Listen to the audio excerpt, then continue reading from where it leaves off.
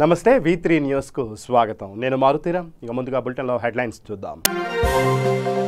రాష్ట్రాలకు కేంద్రం జీఎస్టీ పరిహారాన్ని తగ్గించడం సరికాదు. ప్రధాని నరేంద్ర మోడీకి లేఖ రాసిన సీఎం కేసీఆర్.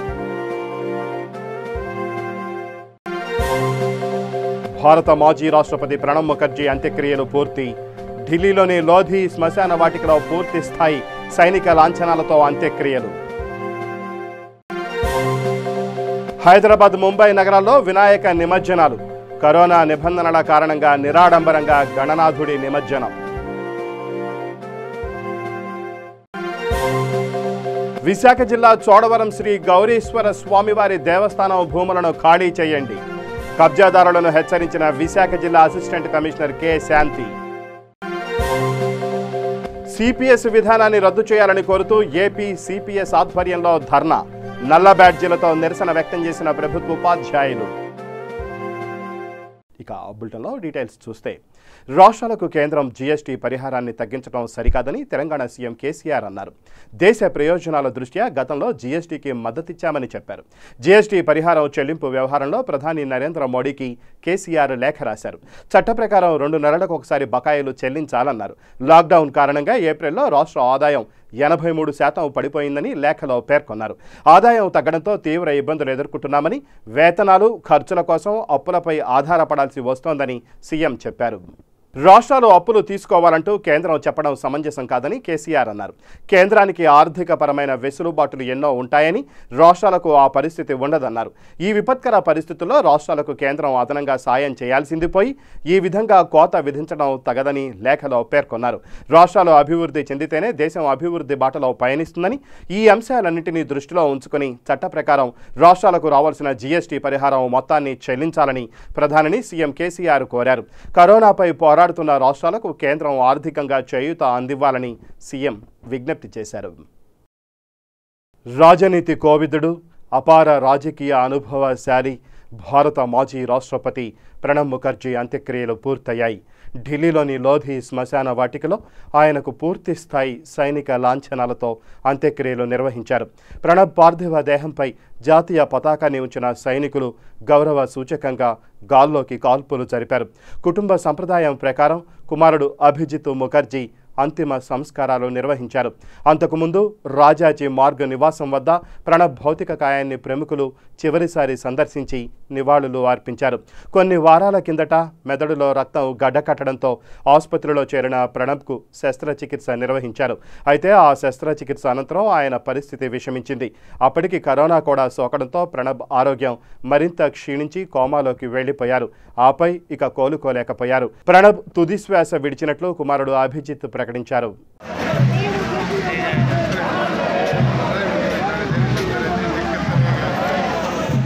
తెలంగాణ రాష్ట్రంలో కామన్ ఎంట్రన్స్ పరీక్షలు ప్రారంభమయ్యాయి. దీనిలో భాగంగా ఐఐటి, జేఈఈ విద్యార్థులకు ఎలాంటి ఇబ్బందులు కలగకుండా చర్యలు చేపట్టారు. విద్యార్థులు శానిటైజర్తో చేతులు శుభ్రం చేసుకున్న అనంతరం ప్రతి విద్యార్థి టెంపరేచర్ చెక్ చేసి కొత్త మాస్కులని అందించారు. తర్వాత లోపలికి అనుమతించారు. సిబ్బంది పరీక్షా కేంద్రంలో కూడా కోవిడ్ నిబంధనలు పాటిస్తూ నిర్వహించామని నిర్వాహకులు తెలిపారు.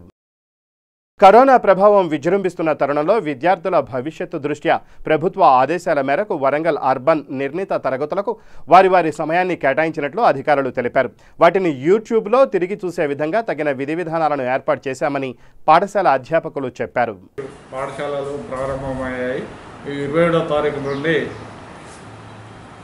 విద్యార్థుల యొక్క వివరాలను వాట్సాప్, టెలిఫోన్లు, కేబుల్, ఇతర వాళ్ళ మాధ్యమాలు ఏవైతే ఉన్నాయో ఆ మాధ్యమానికి సంబంధించిన అన్ని వివరాలు సేకరించి పూల ద్వారా సేకరించి ఆ విద్యార్థులకు ఈ టీషార్ట్ ద్వారా కానీ, దూరదర్శన్ ద్వారా కానీ, Airtel, Videocon, Sun director, all cable ద్వారా కూడా ప్రసార మాధ్యమాలు అనేది 1వ తారీఖు నుండి అంటే ఈ రోజు నుండి ప్రారంభం అవుతున్నాయి.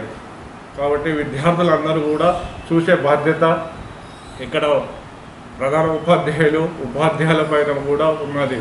కంపల్సరీ ప్రతి విద్యార్థికి, మా పాఠశాలలోని ప్రతి విద్యార్థికి విద్యార్థులు చూసేటట్టుగా కూడా చర్యలు మేము తీసుకుంటున్నాము. కాబట్టి ఇది ఏ ఒక్క విద్యార్థిని కూడా వదిలిపెట్టేది లేదు. ప్రతి విద్యార్థి కూడా ఆ సమయంలో కూడా వాళ్ళకు సంబంధించిన టైం టేబుల్ కూడా ఆ సబ్జెక్టు ప్రకారంగా డే వైజ్గా వాళ్ళకు షెడ్యూల్ కూడా ఇవ్వడం జరుగుతుంది. దాంతోపాటు వర్క్ షీట్ అసైన్మెంట్ కూడా సేకరించి వాళ్ళకు ఇవ్వడం జరుగుతుంది. అలాగే ఆ సంబంధిత విద్యార్థులకు ఏమైనా అనుమానాలు వస్తే సంబంధిత సబ్జెక్ట్ టీచర్లకు ఫోన్ ద్వారా కూడా సేకరించమని కూడా చెప్పడం జరిగింది. వాళ్ళ తల్లిదండ్రులతో కూడా మాట్లాడడం జరిగింది. కాబట్టి ఈ కార్యక్రమం విజయవంతం చేస్తామని ఆశిస్తున్నాము. తెలంగాణ రాష్ట్రంలో ప్లాట్ల లేఅవుట్ల క్రమబద్ధీకరణకు మరోమారు ప్రభుత్వం అవకాశం ఇచ్చింది. భూముల క్రమబద్ధీకరణకు అవకాశం ఇస్తూ పురపాలక శాఖ ఉత్తర్వులు జారీ చేసింది. హెచ్ఎండిఏ సహా కార్పొరేషన్లు, పురపాలికల్లో ఎల్ఆర్ఎస్కు అవకాశం ఇచ్చింది. గత నెల 26 వరకు అభివృద్ధి చేసిన లేఅవుట్లు, విక్రయించిన ప్లాట్ల క్రమబద్ధీకరణకు అవకాశం ఇచ్చింది. క్రమబద్ధీకరణ కోసం ఆన్లైన్ ద్వారా అక్టోబర్ 15 వరకు దరఖాస్తుకు అవకాశం కల్పించింది. రాష్ట్రంలోని అన్ని పట్టణ, గ్రామీణ ప్రాంతాల్లో ఎల్ఆర్ఎస్కు అవకాశం ఇచ్చింది. అనుమతులు లేని ప్లాట్లు, లేఅవుట్లు క్రమబద్ధీకరించుకోకపోతే చర్యలు తప్పవని హెచ్చరించారు. క్రమబద్ధీకరించుకోని వారికి తాగునీటి, డ్రైనేజీ సౌకర్యం ఉండబోదని స్పష్టం చేసింది ప్రభుత్వం. అనుమతులు లేని, క్రమబద్ధీకరణ లేని ప్లాట్ల క్రయ విక్రయాలపై ప్రభుత్వం నిషేధం విధించడంతో పాటు అలాంటి ప్లాట్లలో భవన నిర్మాణాలకు అనుమతులు ఉండవని తేల్చి చెప్పింది. వినాయక చవితి వచ్చిందంటే గతంలో వీధి వీధి, ఊరు వాడ ప్రత్యేక శోభను సంతరించుకునేది. చిన్న సైజు నుంచి భారీ సైజు వరకు వివిధ పరిమాణాల్లో గణపతి విగ్రహాలు ఆకట్టుకునేవి. రాత్రి అయిందంటే ప్రతి మండపం ప్రత్యేక పూజలు జరిగేవి. పదుల సంఖ్యలో జనం మండపాల ముందు కూర్చునేవారు. కానీ కరోనా మహమ్మారి కారణంగా ఇప్పుడు పరిస్థితి పూర్తిగా మారిపోయింది. విఘ్న నాయకుడికి పూజాధికాలు అన్నీ ఎప్పటిలాగే జరిగినా వీధుల్లో అప్పటి కళ రాలేదు. ఆఖరికి నిమజ్జన ఉత్సవాలు కూడా ఎలాంటి హంగామా లేకుండా సాదాసీదాగా జరిగిపోయాయి. హైదరాబాద్, ముంబై నగరాల్లో వినాయక నిమజ్జనాలు జరిగాయి. కరోనా నిబంధనల కారణంగా జనం ఎలాంటి హంగు ఆర్భాటం లేకుండా నిరాడంబరంగా గణనాథుడిని నిమజ్జనం చేశారు. చిత్తూరు జిల్లా సత్యవేడు నియోజకవర్గం సత్యవేడు మండలం తహసీల్దార్ ఆఫీసు ముందు శాంతియుతంగా ఉపాధ్యాయులు సిపిఎస్ విధానంపై పాత పద్ధతిలో అమలు చేయాలని కోరారు. అలాగే చిత్తూరు జిల్లా నగరి నియోజకవర్గంలో సిపిఎస్ విధానాన్ని రద్దు చేయాలని, పాత పెన్షన్ విధానాన్ని కొనసాగించాలని, ఎన్నికల్లో ముఖ్యమంత్రి ఇచ్చిన హామీలు నెరవేర్చాలని కోరుతూ యూటీఎఫ్ ఆధ్వర్యంలో నగరి ఎంపీడీఓ కార్యాలయం ప్రాంగణంలో యూటీఎఫ్ నాయకులు మరియు సభ్యులు నిరాహార దీక్ష చేపట్టారు. మిత్రులారా, ఈరోజు రాష్ట్ర వ్యాప్తంగా కాంట్రిబ్యూటరీ పెన్షన్ను రద్దు చేయాలని, పోరాడి సాధించుకున్న పాత పెన్షన్ను పునరుద్ధరించాలని చెప్పి నిరాహార దీక్షలు జరుగుతున్నాయి. అందులో భాగంగా నగిరి మండల యూటీఎఫ్ శాఖ జోరు వాన్లో కూడా ఈ యొక్క నిరసన దీక్షలు చేపట్టడము వారికి నిజంగా నేను ఒక ఉద్యమకారుడిగా శాసనమండలిలోకి ఎదిగాను. వారికి ఉద్యమ జయాలు తెలుపుతున్నాను. ఈ సందర్భంగా నేను పేర్కొనే అంశాలు ఒక 4 అంశాలు పేర్కొంటున్నాను. ఫ్రెండ్స్, ఈరోజు రాజ్యాంగంలో ఉద్యోగి చేసిన సేవకు వృద్ధాప్యంలో పెన్షన్ ఇవ్వాలా అని చెప్పి రాజ్యాంగంలో కలిగించబడిన హక్కు. పెన్షన్ మీద ఎప్పుడైనా సమస్యలు వచ్చినప్పుడు సుప్రీంకోర్టు 5-6 పర్యాయాలు పెన్షన్ అనేది ఉద్యోగి హక్కు, అది భిక్ష కాదు అని చెప్పి పేర్కొనడం అనేది జరిగింది. కానీ 2001లో నూతన పెన్షన్ విధానం అనే దాన్ని తీసుకురావాలని ఆనాటి బీజేపీ ప్రభుత్వం పెన్షన్ సంస్కరణల బిల్లు పేరుతో ఒక ప్రయత్నం చేసినప్పుడు మేము ఆ రోజు ఎదుర్కొన్నాం. ఇది పెన్షన్ సంస్కరణల పేర్లతో పెన్షన్ ప్రగణామానాలు పెట్టేదానికి ఒక మార్గము. ఎందుకంటే భాగస్వామ్య పెన్షన్ పేరుతో ఉద్యోగి నుంచి వచ్చే 10% తప్పి షేర్ మార్కెట్లో, ప్రైవేట్ బ్యాంకులో పెడతారు. అవి దిక్కు దివాళం లేకుండా పోయినాయి. ఈరోజు 1,00,000 కోట్లు ఎక్కడ పోయినాయో తెలియని పరిస్థితిగా ఉన్నది. మనం ఇక్కడ శాంతియుతంగా సత్యాగ్రహాన్ని నిర్వహిస్తున్నాం. ఈ సత్యాగ్రహంలో ఉండేటటువంటి విషయంలో భాగంగా మనము సిపిఎస్ విధానాన్ని రద్దు చేయాలని గతంలో ధర్నా చేశాం. ఈరోజు శాంతియుతంగా సత్యాగ్రహాన్ని నిర్వహిస్తున్నాం. ఈ సిపిఎస్ విధానం అనేది మన ఉద్యోగస్తులకి ఒక గొడ్డల పెట్టెలుగా తయారైంది. గతంలో యూపీఏ ప్రభుత్వం ఉన్నప్పుడు, యూపీఏ 1 ప్రభుత్వం జరుగుతున్నప్పుడు 2005లో ఈ సిపిఎస్ విధానాన్ని పార్లమెంట్లో బిల్లుగా పెట్టారు. అప్పట్లో వామపక్షాలు అయినటువంటి మన సిపిఎం ఇద్దరు కూడా దాన్ని వ్యతిరేకించడం జరిగింది. ఆ వ్యతిరేకించ విషయంలో ఈ బిల్లుని స్టాండింగ్ కమిటీకి పంపించడం వల్ల బిల్లులో మూలన పడింది. తర్వాత రెండోసారి యూపీఏ ప్రభుత్వం వచ్చినప్పుడు మళ్ళా ఈ బిల్లుని తీసుకురావడం, ఈ బిల్లుకి బీజేపీ కూడా మద్దతు పలకడం, కేంద్ర రాష్ట్రంలో ఉండేటటువంటి 2 రకాల పార్టీలన్నీ కూడా కలిసి మన మీద ఈ అనిశ్చితపాతమైనటువంటి ఈ భయంకరమైనటువంటి సిపిఎస్ విధానాన్ని విశాఖ జిల్లా చోడవరం శ్రీ గౌరీశ్వర స్వామివారి దేవస్థానానికి చెందిన చెరువుకు ఆనుకొని ఉన్న స్థలంలో అక్రమ కబ్జాదారులు సుమారు 25 ఏళ్ల వరకు నిర్మించుకొని ఉన్నారు. గతంలో టీడీపీ ప్రభుత్వ హయాంలో కబ్జాదారులకు కొమ్ము కాయడంతో చలామణి అవుతూ వచ్చారు. నివాసం ఉంటున్న అక్రమ కబ్జాదారులకు గతంలో నెల రోజుల్లోపు ఖాళీ చేయాలని ప్రభుత్వం వారు చెప్పినప్పటికీ పట్టించుకోకపోవడంతో నోటీసులు జారీ చేశారు. అప్పటికీ పట్టించుకోకపోవడంతో దీనిపై విశాఖ జిల్లా అసిస్టెంట్ కమిషనర్ కె శాంతి చొరవ తీసుకుని తక్షణమే ఖాళీ చేయాలంటూ 25 మంది గృహాలు నిర్మించుకొని ఉన్నవారిని హెచ్చరించారు. స్థానిక ఎస్ఐ విభూషణ్ రావు సహాయంతో ప్రతి ఒక్క కబ్జాదారుని ఖాళీ చేయాలని హెచ్చరించారు. అక్రమంగా నియమించుకున్న ప్రతి ఒక్కరిని 10 రోజుల్లోపు ఖాళీ చేయాలంటూ నోటీసులు జారీ చేస్తామంటూ హెచ్చరించారు. ఏపీ ముఖ్యమంత్రి జగన్మోహన్ రెడ్డి రైతు భరోసా అనే కార్యక్రమాన్ని ఏర్పాటు చేసిన సందర్భంగా కర్నూలు జిల్లా బనగానపల్లె ఎమ్మెల్యే కాడసాని రామిరెడ్డి సహకారంతో బనగానపల్లె నందవరం మండలంలో కేడీసీసీ సొసైటీ ఆఫీసులో లబ్ధిదారులు అయిన రైతులకు సబ్సిడీ రుణాల ప్రకారం ఎరువుల ప్యాకెట్లు అందించారు. సొసైటీ చైర్మన్ మరియు డైరెక్టర్ పిఆర్ మురళీమోహన్ రెడ్డి ఈ సందర్భంగా మాట్లాడుతూ నందవరం మండలానికి సంబంధించిన ప్రతి గ్రామం రైతులకు వారు ఈ సీజన్కు పంటలకు సంబంధించిన ఏవైతే ఎరువులున్నాయో వాటిని ప్రభుత్వం నిర్ణయించిన 268 రూపాయల సబ్సిడీ రుణాల ప్రకారం యూరియా ప్యాకెట్లను ఇవ్వడం జరిగిందని తెలిపారు. ఎమ్మెల్యే కాడసాని రామిరెడ్డి ఆధ్వర్యంలో ఏ రైతు కూడా ఇబ్బంది పడకుండా తాము చూసుకుంటామని ఆయన అన్నారు. కర్నూలు జిల్లా బనగానపల్లె మండలం నందవరం వ్యవసాయ ప్రాథమిక సహకార సంఘం ద్వారా 39 గ్రామాలకు సేవలు అందించడం జరుగుతుంది. ఇందులో 6,000 మంది రైతులు, మహిళా పొదుపు సంఘాలకు ఈ సేవలు మన సహకార సంఘం ద్వారా వాళ్ళు అందించడం జరుగుతుంది. ఇందులో పంట రుణాలు, దీర్ఘకాలిక రుణాలు, వ్యక్తిగత రుణాలు, రైతు నేస్తం, రాజన్న చేయూత రుణాలు, వీటన్నిటి పేరుతో 20 కోట్ల వరకు మనం రుణాలు మన సహకార సంఘం ద్వారా సేవలు అందించడం జరుగుతుంది. ఈ పంట రుణాలు డిసిసిబి కర్నూలు ఆప్కాబు మన సహకార సంఘం అందించడం జరుగుతుంది. మన ప్రియతమ ముఖ్యమంత్రి వైఎస్ జగన్మోహన్ రెడ్డి గారు మరియు బనగానపల్లె ఎమ్మెల్యే కాడసాని రామిరెడ్డి గారు మరియు వ్యవసాయ శాఖ వారి ఆధ్వర్యంలో ఉదయం 5 గంటల నుంచి సాయంకాలం 7 గంటల వరకు మన సంఘం ద్వారా రైతులకు ఫర్టిలైజర్స్ అందజేయడం జరుగుతుంది. ఇందులో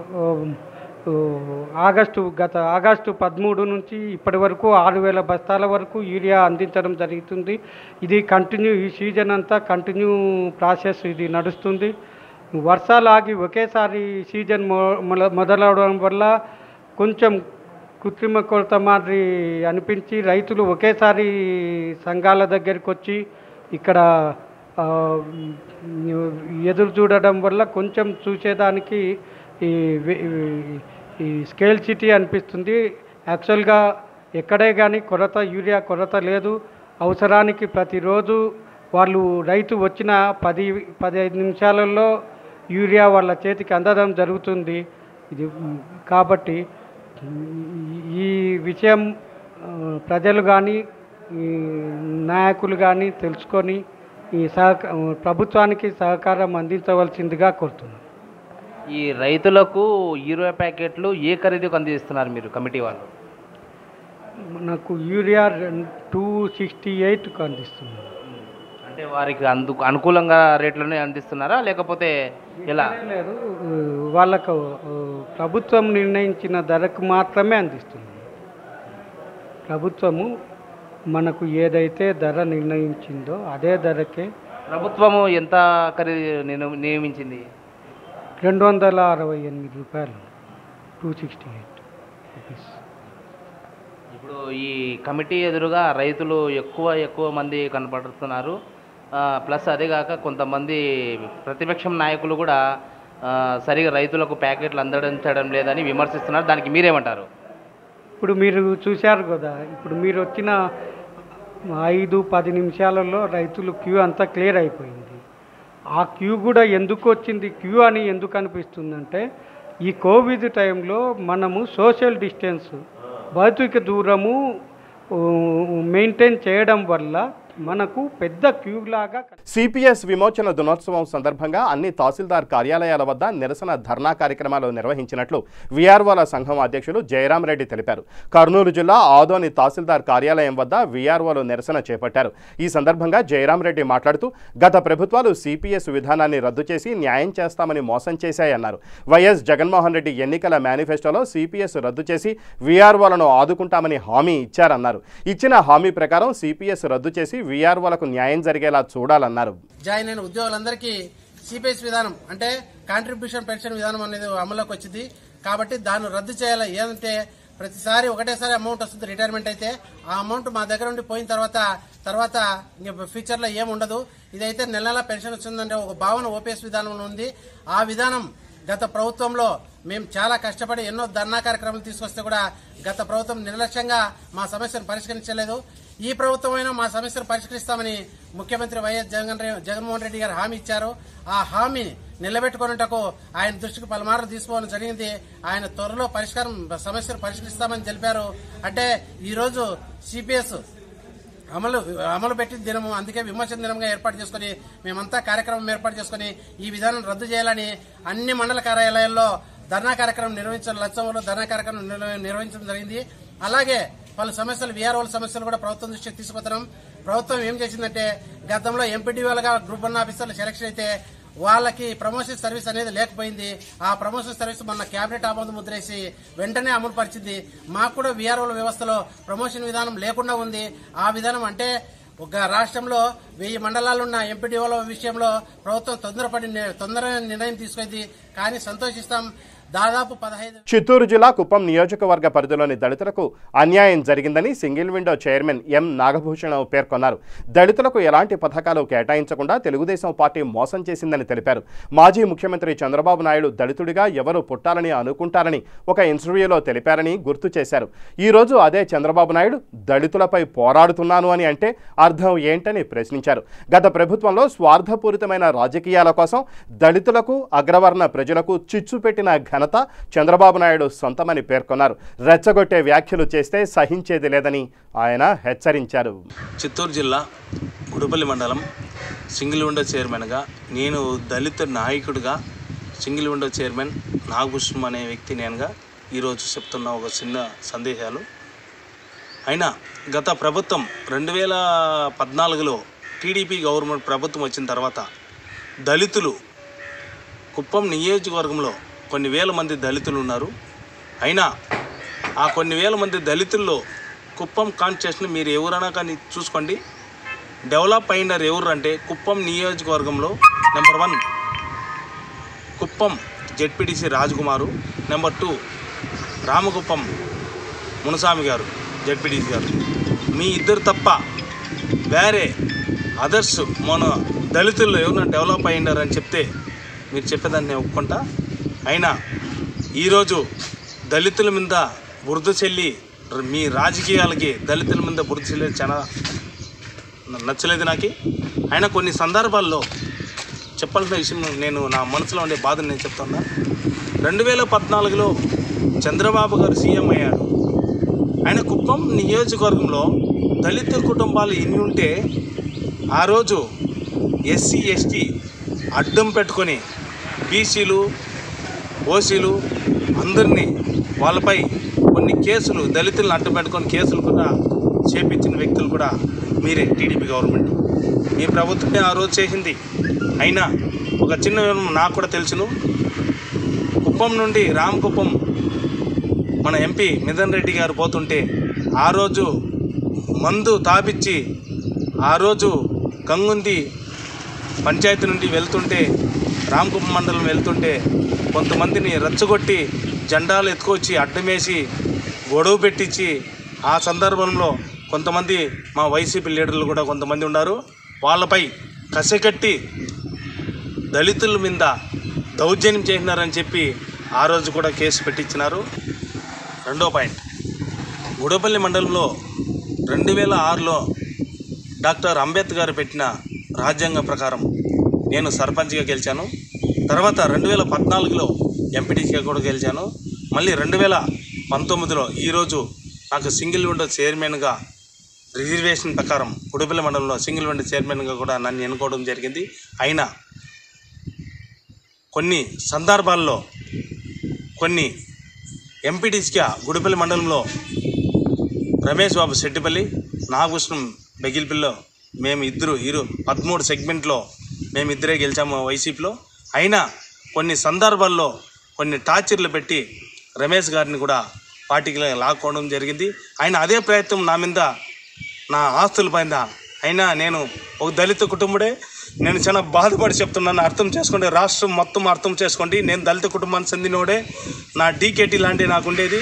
నా డీకేటీ లాంటిపై టీడీపీ గవర్నమెంట్లో నోటీసులు ఇచ్చి గుంటూరు జిల్లా పొన్నూరు పట్టణంలోని ఐలాండ్ సెంటర్లో ఉన్న అంబేద్కర్ విగ్రహానికి వైఎస్ఆర్సీపీ నేతలు పాలాభిషేకం చేశారు. ప్రతిపక్ష నేత చంద్రబాబు నాయుడు దళిత ద్రోహి అని వైఎస్ఆర్సీపీ దళిత నేతలు మండిపడ్డారు.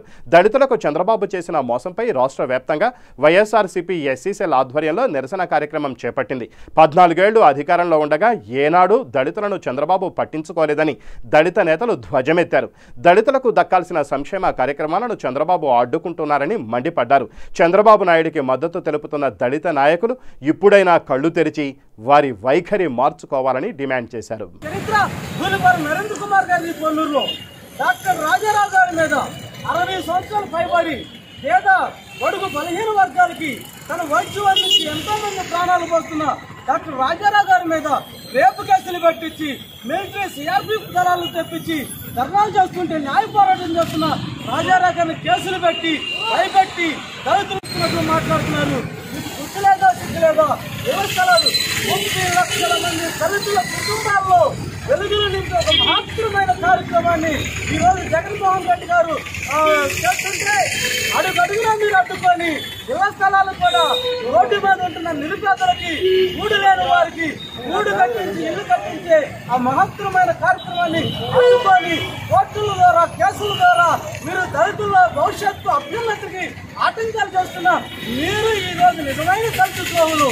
మీరు ఈ రోజు నిజమైన దళితుల్ని నరహత్య చేస్తున్న వాళ్ళు, దళితులు చంపుతున్న వారు, దళితుల ఆత్మాభిమానాలు దోచుకుంటున్న, దళిత స్త్రీలు మానభంగాలు చేస్తున్న ఓ టీడీపీ నాయకులారా, ఓ చంద్రబాబు, మీ బాబు చిన్నబాబు అయిన లోకేష్ బాబు, మీరు సిగ్గు తెచ్చుకొని మీరు శంకరగిరి మాన్యానికి వెళ్లే రోజులు దగ్గర పడ్డాయి. ఇంకొక సంవత్సరం లోపే మీ పార్టీ భూస్థాపితం అయిపోతుంది.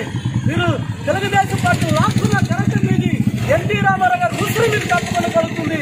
ఈ 30 లక్షల మంది దళితుల ఉసురు మీరు పోసుకోబోతున్నారు. కాబట్టి జాగ్రత్తగా మీరు ఆలోచించి ప్రజలంతా రాష్ట్రమంతా ఉన్నారు.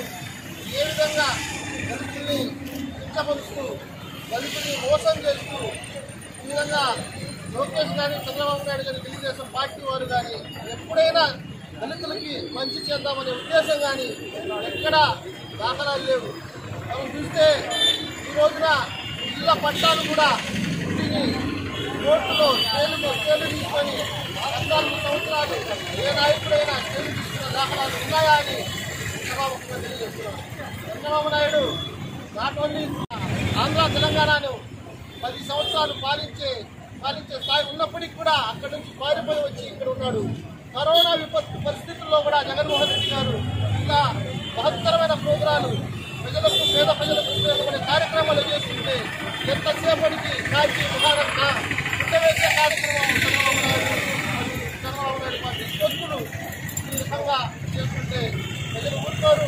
ఆల్రెడీ ఒకసారి చెప్పారు, 23 చెప్పారు. ఆ 3 కూడా తీసేసి ఆ రెండింటికే తండ్రి కొడుకులకి ఇస్తారని బహుమానంగా రాబోయే ఎన్నికల్లో, స్థానిక సంస్థ ఎన్నికల్లో గట్టిగా గుర్తు చెప్తారని సభాముఖంగా తెలియజేస్తుంది. ప్రజా సంకల్ప యాత్రలో జగన్మోహన్ రెడ్డి ఇచ్చిన వాగ్దానం మేరకు రాష్ట్రంలో ప్రభుత్వ ఉద్యోగులకు అమలవుతున్న సిపిఎస్ విధానాన్ని రద్దు చేయాలని కోరుతూ ఏపీ సిపిఎస్ ఆధ్వర్యంలో రేపల్లె పట్టణం మున్సిపల్ కార్యాలయం వద్ద నల్ల బ్యాడ్జీలతో ప్రభుత్వ ఉపాధ్యాయులు నిరసన వ్యక్తం చేశారు.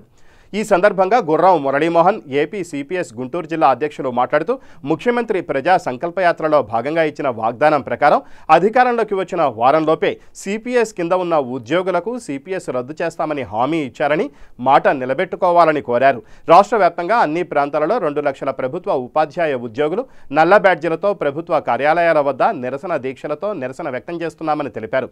ఈ కార్యక్రమంలో ఏపీ సిపిఎస్ సభ్యులు, ప్రభుత్వ ఉపాధ్యాయులు, ప్రభుత్వ ఉద్యోగులు పాల్గొన్నారు. గత ఎన్నికల్లో ప్రజా సంకల్ప యాత్రలో మీరు ఇచ్చిన హామీ మేరకు సిపిఎస్ విధానాన్ని వారంలో రద్దు చేస్తాను, కమిటీలు వేయము, నెల రోజుల్లోనే రద్దు చేస్తామన్నాము అన్నారు. ఆ మాట ప్రకారం ఉద్యోగస్తులందరం కూడా అత్యధిక మెజార్టీ కూడా ఇచ్చిన సందర్భాలు ఉన్నాయి. మంచి మెజార్టీతో మీరు అధికారంలోకి వచ్చారు. కానీ సిపిఎస్ ఇప్పటికి 15 నెలలు అయింది సార్. సిపిఎస్ విధానాన్ని రద్దు చేసి ఈ యొక్క ఉద్యోగస్తుల ప్రతి ఇంటిలో మీరు ఎట్లయితే ఉందామని అనుకుంటున్నారో ఆ విధంగా మా గుండెల్లో ఉండేటట్టు చేయాలని మేము కోరుకుంటున్నామండి. ఈ విధానం వచ్చిన కాడి నుంచి కూడా ఎన్నో కుటుంబాలు రోడ్డున పడ్డాయి. ఇకనైనా మీరు రద్దు చేస్తారని ఎంతో ఆశతో ఎదురు చూస్తున్నాం సార్. దయచేసి మీరు రద్దు చేసి మా ఉద్యోగస్తుల మన్నలు పొందవలసిందిగా మేము కోరుకుంటున్నాం సార్. ఈరోజు ఏపీ సిపిఎస్ఏ సంఘం రాష్ట్ర వ్యాప్తంగా సిపిఎస్ విధానాన్ని రద్దు చేసి పాత పెన్షన్ విధానాన్ని అమలు చేయాలని నల్ల రిబ్బన్లు అదేవిధంగా నల్ల దుస్తులు ధరించి కుటుంబ సభ్యులతో ఆఫీసులతో రాష్ట్ర వ్యాప్తంగా ఉన్నటువంటి 2 లక్షల సిపిఎస్ ఉద్యోగ ఉపాధ్యాయులందరూ కూడా ఈ కార్యక్రమంలో పాల్గొనాలని చెప్పని పిలుపునివ్వడం జరిగింది. దానిలో భాగంగానే ఈరోజు మరి రేపల్లిలో ఈ కార్యక్రమాన్ని నిర్వహిస్తూ ఉన్నాము. నా పేరు గుర్రం మురళీమోహన్. నేను Andhra Pradesh contributory pension scheme employees association Guntur జిల్లా సంఘం అధ్యక్షుడిగా నేను పనిచేస్తున్నాను. దీని యొక్క ముఖ్య ఉద్దేశం ఏంటంటే ప్రజా సంకల్ప యాత్రలో మా రాష్ట్ర ముఖ్యమంత్రి గారు ఇచ్చినటువంటి హామీని సార్కు గుర్తు చేయడానికి ఆగస్టు 16 నుంచి ఆగస్టు 31వ తారీఖు వరకు రాష్ట్ర వ్యాప్తంగా 2 లక్షల మంది సిపిఎస్ ఉద్యోగులు అందరి చేత మెయిల్స్ సీఎం గారికి మెయిల్స్ అనేవి పెట్టించడం జరిగింది. ఇన్స్టాగ్రామ్లో అదేవిధంగా ఫేస్బుక్లో మరి ట్విట్టర్లో మరి సిపిఎస్ ఉద్యోగుల యొక్క సమస్యను తెలియజేసే విధంగా మేము చేయడం అనేది జరిగింది. మరి అదేవిధంగా మరి రాష్ట్ర వ్యాప్తం మరి అధికారంలోకి వచ్చి సుమారుగా 16 నెలలకు పూర్తయినా కానీ మరి ప్రజా సంకల్ప యాత్రలో మరి రాగానే అధికారంలోకి వచ్చిన వారం రోజులని రద్దు చేస్తానని చెప్పని చెప్పడం అనేది జరిగింది. కానీ ఇప్పటికే మంత్రులతో కమిటీ అనేది 2019వ సంవత్సరంలో వేయడం జరిగింది. 2019 నవంబర్ నెలలో మరి ఐఏఎస్లతో కమిటీ అనేది వేయడం అనేది జరిగింది. అయితే మా యొక్క నమ్మకం ఏమిటంటే మాట ఇస్తే మరి దివంగత ముఖ్యమంత్రి అయినటువంటి రాజశేఖర రెడ్డి గారే మాట ఇస్తే తప్పరు, ఎలా తప్పరో అదేవిధంగా మరి మా రాష్ట్ర ముఖ్యమంత్రి గారు మాట ఇస్తే తప్పనిసరిగా సిపిఎస్ విధానం రద్దు చేస్తారనే నమ్మకం అనేది మా అందరికీ ఉంది. అదేవిధంగా సిపిఎస్ విధానం రద్దు చేసి మరి 2 లక్షల ఉద్యోగుల యొక్క సిపిఎస్ ఉద్యోగుల యొక్క కుటుంబాల్లో వెలుగులు నింపాలని చెప్పని ఏపీ సిపిఎస్ఏ సంఘం తరఫున మేము కోరుచూ ఉన్నాం.